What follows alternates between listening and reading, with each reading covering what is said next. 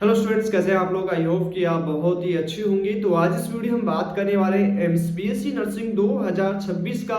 यदि आप इस साल एंट्रेंस एग्जाम देना चाहते हैं और एप्लीकेशन फॉर्म उसके साथ ही साथ इस साल 2026 में बच्चों इंडिया की टॉप कॉलेज में एडमिशन लेना चाहते हो, तो इस वीडियो को लास्ट तक देखिए कि कैसे आप जनवरी से जून तक किस तरह से अपना सिलेबस कंप्लीट करके प्रॉपर रिवीजन करके पीवाईक्यू क्वेश्चंस लगा के प्रैक्टिस करके एक अच्छे स्कोर के साथ आप किसी न किसी एम्स कॉलेजेस में लगभग 1300 सीटों पे एडमिशन होगा, जिसमें ऑल इंडिया के स्टूडेंट हैं वो इस एंट्रेंस एग्जाम्स को देने वाले हैं। तो वीडियो के लास्ट तक बने रहिएगा ताकि आपको ए टू जेड चीज समझ में आ जाए कि किस तरह से सिलेबस कंप्लीट करना है, किस तरह से रिवीजन करना है, किस तरह से आपको पीवाईक्यू लगाना है। सारी चीज आपको हमारे इस वीडियो में मिलने वाली है। साथ ही साथ चैनल को बच्चों सब्सक्राइब कर लो। जो भी डाउट है कमेंट बॉक्स में बताओ कि कितना सिलेबस आपने अभी तक कंप्लीट किया है, कितना आपका अभी भी बचा हुआ है। उसके अकॉर्डिंग आपको प्रॉपर स्ट्रेटजी बच्चों बता दी जाएगी ताकि आप अपना सिलेबस कवर करके रिवीजन प्रॉपर करके आप एडमिशन प्रोसेस के लिए तैयार हो जाएंगे बच्चों। तो चलिए चैनल को सब्सक्राइब कर लो। सबसे पहले बच्चों जितने भी स्टूडेंट हैं जो एम्स बीएससी नर्सिंग पैरामेडिकल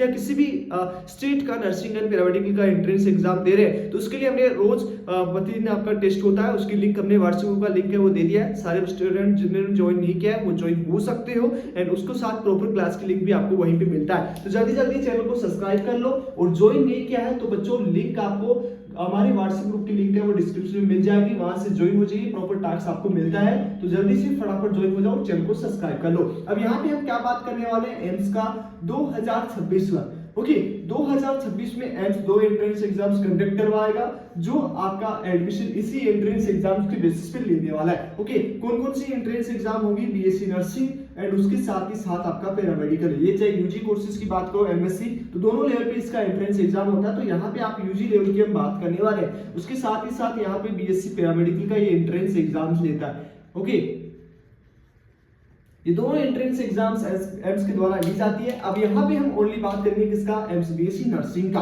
तो किस तरह से आपको प्रॉपर आपका सिलेबस कंप्लीट करना है, लगभग यहाँ पे हम बात करें तो इसका एंट्रेंस एग्जाम जो होने वाला है बच्चों, ये एंट्रेंस एग्जाम होने वाला है, अभी आपका जनवरी चल रहा है और ये आपका 27 जून को ये एंट्रेंस एग्जाम होगा। 27 जून 2026 को बच्चों ये एंट्रेंस एग्जाम होने वाला है। तो इस एंट्रेंस एग्जाम्स की लगभग हम यहाँ पे बात करें तो यहाँ पे 6.5 मंथ आपका अभी भी बचा हुआ है। ओके अब इस मंथ में आपको 3 चीजें आपको करनी होंगी। जो आपको एंट्रेंस एग्जाम होगा उसमें 120 मिनट आपको चलती है। अब यहाँ पे प्रॉपर चैप्टर वाइज हमने क्वेश्चंस करवा रखे हैं बच्चों, तो उसकी आप प्रैक्टिस है वो साथ साथ कर सकते हो, अपनी लिस्ट बना हुआ है तो उसे आप चैनल पे जाके चेकआउट कर लीजिएगा। ओके अब यहाँ पे सबसे पहले हम क्या बात करेंगे, सिलेबस का।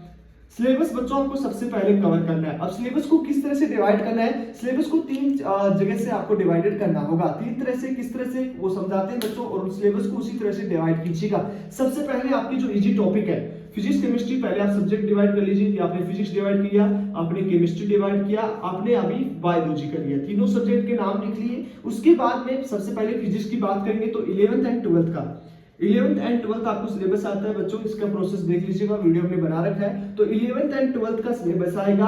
अब इसमें से आपको क्या कहना है, सबसे पहले 11th को लिखना है। 11th में कौन कौन से चैप्टर है, आपको इसको 3 भागों में डिवाइड करने हैं। किस भागों में, 3 भागों में आपको जो है डिवाइड कर लेना है। अब इसमें क्या करना होगा, सबसे पहले आपकी जो इजी टॉपिक है, ओके ध्यान से समझने की कोशिश कीजिएगा। इजी टॉपिक को आप अलग कर लीजिए कि ये टॉपिक तो मुझे आते ही आते हैं। उस सब स्टूडेंट्स के अलग अलग हो सकते हैं, मे भी किसी स्टूडेंट्स को 11th अच्छा लगता हो, किसी को 12th अच्छा लगता हो, तो वो डिवाइड आप कर लीजिएगा। पहले इजी, उसके बाद में मॉडरेट लेवल का, मतलब ऐसा है कि आपको उसके फॉर्मूला बेस्ड क्वेश्चंस आते हैं, थोड़ा बहुत आपके कॉन्सेप्ट भी सही हो जाते हैं, तो वो चैप्टर आप अलग कर लीजिएगा। और सबसे जो लास्ट में होगा वो जो टॉपिक है वो हार्ड। ओके जो वो टॉपिक जो सबसे ज्यादा हार्ड आपको लगते हैं, मतलब उसमें से आपको फॉर्मूला बेस्ड भी क्वेश्चंस नहीं आ रहे, उनको आप डिवाइड कर लीजिएगा। तो तीनों भागों में आपने डिवाइड कर लिया। इसी तरह से आपको तीनों सब्जेक्ट में डिवाइड कर लेना है। क्या कर लेना है, तीनों सिलेबस में से आपको, तीनों सब्जेक्ट में से आपको डिवाइड कर लेना है। ओके क्या कर लेना है, तीनों सब्जेक्ट में से, तीनों सब्जेक्ट्स में से डिवाइड कर लेना है। आपको फिजिक्स में से भी डिवाइड कर लेना है, आपको केमिस्ट्री में से डिवाइड कर लेना है, आपको बायोलॉजी से भी डिवाइड कर लेना है। अब यहाँ पे आपके सामने निकल के क्या आ रहा है, आपके सामने 3 पोर्शन आपके निकल के आ रहे हैं कि आपका इजी टॉपिक कौन सा है, आपका मॉडरेट टॉपिक कौन सा है, और आपका सबसे ज्यादा थर्ड आएगा आपका हार्ड टॉपिक कौन सा है। ओके ये तीनों आपके पास निकल के आइए, सभी बच्चों के अलग अलग हो सकते हैं। अब यहाँ पे आपको काम क्या करना है, सिलेबस आपने लिख लिया, आपने कौन कौन से टॉपिक हार्ड है, कौन से इजी है, कौन से आपके लिए मॉडरेट है वो लिख लिया। सबसे ज्यादा आपको काम कहाँ करना, मतलब सबसे ज्यादा आपको स्टडी कहाँ करनी होगी, ऐसा कौन सा कोर्स है वो सबसे ज्यादा आपको टाइम देना होगा। तो सबके पास अभी लगभग सभी के पास बच्चों 24 घंटे होते हैं, ये भी ध्यान रखना, 24 घंटे सबके पास होते हैं। और जो आपका दिन बचा है 6.5 मंथ, ओके, ये भी सबके पास सेम ही है, किसी के पास कोई एक्स्ट्रा टाइम नहीं है कि आपको किसी को 8 महीना मिल रहा है, किसी को 7 महीना मिल रहा है, किसी को 3 महीने में तैयारी करके एग्जाम देनी है। सबके लिए बराबर टाइम दिया जाएगा, सबके बराबर आपके पास जो दिन होते हैं उसमें 24 घंटे सबको बराबर मिलता है। ऐसा नहीं कि समय किसी के लिए अलग चलता है, मेरे लिए अलग चलता है, आपके लिए अलग चलता है, आपके पेरेंट्स के लिए अलग चलता है, सबके लिए समय बराबर 24 घंटे होंगे। अब डिपेंड ये करता है कि आप कितनी मेहनत उसमें करते हो और इन 6.5 मंथ में आप किस तरह से रिवीजन करोगे, किस तरह से सिलेबस करोगे। बच्चों अपने आप से दूर मत भागो, अपने आप को दूर मत भगाओ कि यार मैं अपने इजी स्ट्रॉन्ग है, इजी टॉपिक है वो बहुत ज्यादा स्ट्रॉन्ग कर लूंगा और बाकी जो हार्ड टॉपिक है उसको छोड़ देता हूं और बाकी मेरा सिलेक्शन इससे हो जाएगा। तो ऐसा बिल्कुल ऐसा नहीं होगा बच्चों। अब जो कट ऑफ आती है, पहले ऐसा होता था कि आप अपने दोनों टॉपिक भी कवर करके जाते तो आपका सिलेक्शन हो जाता था, लेकिन अभी बच्चों कट ऑफ काफी हाई रहती है, चाहे बीएससी नर्सिंग की बात हो, चाहे किसी भी एंट्रेंस एग्जाम की बात करो। यदि आप एक अच्छी कॉलेज में एडमिशन लेना चाहते हो तो आपको ये तीनों पोर्शन पे काम करना ही होगा। ओके, अब यहाँ पे 6.5 मंथ है आपके पास, तो सबसे ज्यादा आपको टाइम कहां देना है, ये जो हार्ड पोर्शन है इसको आपको इजी में कन्वर्ट करना है। अब ये कैसे होगा, काफी सवाल होते हैं कि भैया जो हमारे हार्ड है वो इजी टॉपिक में कैसे बदल जाएंगे। वो इसलिए बदलेंगे बच्चों क्योंकि आपको सबसे ज्यादा यहाँ पे आप टाइम दोगे, माथा पच्ची बोलते हैं उसको, हमारे राजस्थान के बच्चों में रहने वाला, तो माथा पच्ची करना है आपको। माथा पच्ची का मतलब ये होता है कि बार बार उस क्वेश्चन पे प्रैक्टिस करना है, उस चैप्टर को छोड़ना नहीं है। आपको 10% याद आ रहा है कोई बात नहीं, आप दोबारा रिवीजन कीजिए 20% आ जाएगा, तीसरी बार कीजिए 30% होगा, चौथी बार कीजिए 40% होगा। तो इस तरह से बार बार उस टॉपिक को करोगे आप। ये तो आपके पास काफी आईसीटी टूल्स आ चुके हैं, काफी चैट जीपीटी कितने एआई टूल, कितने टूल्स आ गए, वहां पे हर एक टॉपिक को इजी कन्वर्ट में समझा सकते हैं। बट आपको जहां पे आपको इजी लगे वहां से बच्चों इन टॉपिक को इजी हार्ड से इजी में कन्वर्ट करना है। ओके, मॉडरेट को भी आपको काम करना है, इजी को आपको क्या करना है, सबसे कम टाइम में। आपको ऐसा नहीं है कि इस टॉपिक को छोड़ना है, मतलब ऐसा नहीं कि आप इजी टॉपिक की तरफ ध्यान ही नहीं दे रहे हैं, इनको आप कम समय में ओके कम समय में ज्यादा आप जो है रिवीजन कर सकते हो, ज्यादा पढ़ सकते हो, बार बार आप रिकॉल कर सकते हो। सिलेबस को किसी को नहीं छोड़ना है, ना इजी पोर्शन को छोड़ना है, ना मॉडरेट को, ना हार्ड को।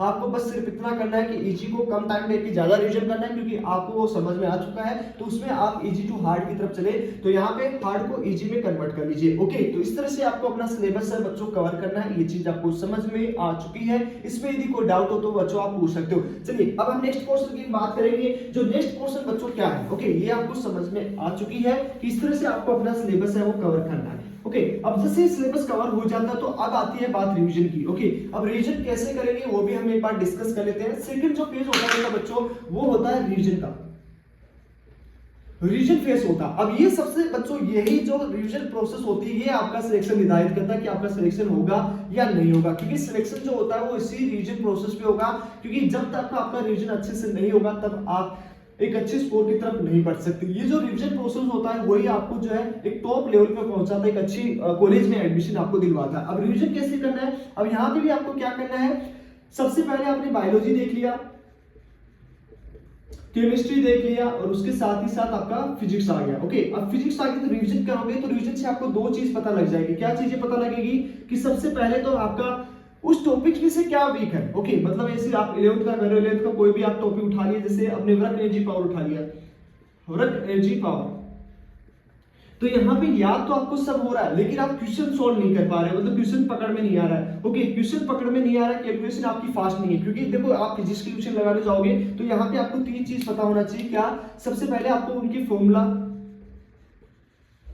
उसके आपका जो फॉर्मूला के साथ कॉन्सेप्ट, और थर्ड जो होता है वो आपको कैलकुलेशन है वो आपकी फास्ट होनी चाहिए, क्योंकि कैलकुलेशन आपको टाइम में बच्चों 120 मिनट मिलेगा, तो जितनी ज्यादा आपकी कैलकुलेशन अच्छी होगी उतना क्वेश्चंस को पकड़ पाएंगे। तो सबसे पहले आपको उसके फॉर्मूला सारे याद कर लेते हैं। यदि आपको कोई क्वेश्चंस में फॉर्मूला भूल गया, क्योंकि हर एक क्वेश्चंस में आपको अलग फॉर्मूला उसके साथ कॉन्सेप्ट आपको देखने को मिल जाएगा कि जैसे लाइनें कैसे घुमाते हैं, क्वेश्चंस को पकड़ना सीख जाओगे। तो जितनी ज्यादा प्रैक्टिस करोगे उतनी आपकी कैलकुलेशन अच्छी होगी, आपकी कॉन्सेप्ट बेटर होते जाएंगे, आपके फॉर्मूला ज्यादा याद होते जाएंगे, वो सिर्फ आपका प्रैक्टिस से आएगा। तो रिवीजन करोगे और उसके साथ ही साथ बच्चों पीवाईक्यू क्वेश्चंस और क्वेश्चंस प्रैक्टिस लगाओगे। ओके, ये आपको कर लेना है, क्वेश्चंस प्रैक्टिस लगाते रहना। जितने ज्यादा क्वेश्चंस बच्चों आप लगाओगे उतने ज्यादा आपके कॉन्सेप्ट, आपके फॉर्मूला, आपकी कैलकुलेशन भी बच्चों बहुत इंप्रूव होगी और एक अच्छे स्कोर के साथ आप इंप्रूव कर सकते हो। और कॉन्फिडेंस कब आएगा? तीसरा जो होता है बच्चों, अभी आपका कॉन्फिडेंस नहीं आता है कि कॉन्फिडेंस नहीं आता।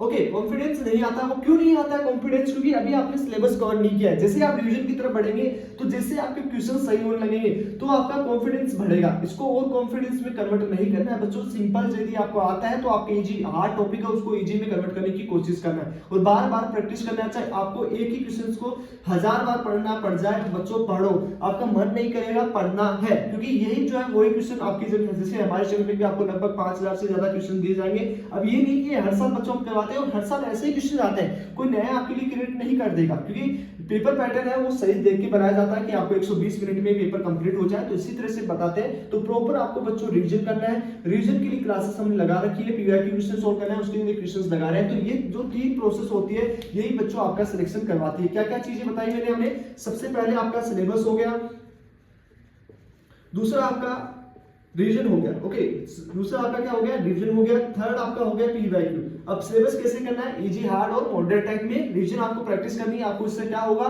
रिवीजन जैसे करोगे तो आपकी कॉन्सेप्ट क्लियर हो जाएंगे, आपकी कैलकुलेशन अच्छी हो जाएगी, आपका जो है वो फॉर्मूला आपको याद हो जाएंगे। ये तीनों चीज आपकी होंगी रिवीजन में। पीवाईक्यू क्वेश्चंस में आपके ओल्ड में पेपर कैसा आया, कैसे क्वेश्चंस आ सकते हैं, मॉक टेस्ट लगाओ, उससे पता लग जाएगा कि क्वेश्चन किस तरह से पूछा जा सकता है। For example assistant result question पूछे जाएंगे, match of the following, MCQ. तो ये सारे क्वेश्चंस है वो किस पैटर्न पे आते हैं, वो सारी चीज की आपको पता लग जाएगी। ओके, वो तभी लगेगी जब आप प्रैक्टिस करोगे। तो सबसे पहले आप ये नहीं कि मैंने कोर्स कंप्लीट कर लिया, बच्चों कोर्स से नहीं होता है। रिवीजन भी प्रॉपर करना होगा, प्रॉपर सिलेबस भी कंप्लीट करना होगा, प्रॉपर आपको पीवाईक्यू क्वेश्चंस भी लगाने पड़ेंगे, पीवाईक्यू क्वेश्चन के साथ साथ प्रैक्टिस क्वेश्चन भी लगाने पड़ेंगे और मॉक टेस्ट भी लगाने पड़ेंगे। और सबका सब सारा मटेरियल आपको एकमात्र चैनल पे मिलेगा बच्चों, वो अभी फ्री ऑफ कॉस्ट है। जल्दी से व्हाट्सएप ग्रुप ज्वाइन हो जाइए और चैनल को सब्सक्राइब कर लो, जल्दी जल्दी सब्सक्राइब कर लो। और उसके साथ ही साथ आप जो है वीडियोस लगातार देखते रहिए। कोई भी डाउट हो बच्चों कमेंट बॉक्स में कमेंट कर सकते हैं। चलिए आज इस वीडियो में इतना ही, मिलते हैं आपसे नेक्स्ट वीडियो।